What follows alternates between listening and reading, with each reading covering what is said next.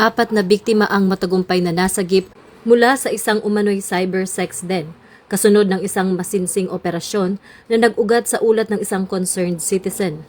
Ayon sa PNP-ACG, naaktuhan ang illegal na online activity habang ipinapatupad ang search warrant.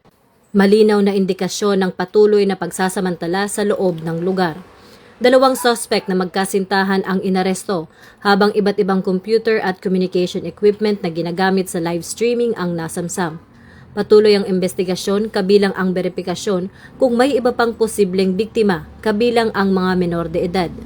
Ang mga suspect ay nasa kustodiya na ng lokal na pulisya at maharap sa kasong paglabag sa Anti-Trafficking in Persons Act kaugnay ng Cybercrime Prevention Act of 2012. Nananawagan ang PNP-ACG sa publiko na ipatuloy ang pakikipagtulungan sa pag-uulat ng kahinahinalang gawain upang maprotektahan ang mamamayan, lalo na ang kabataan. Ito ang bagong PNP para sa bagong Pilipinas, serbisyong mabilis, tapat at nararamdaman.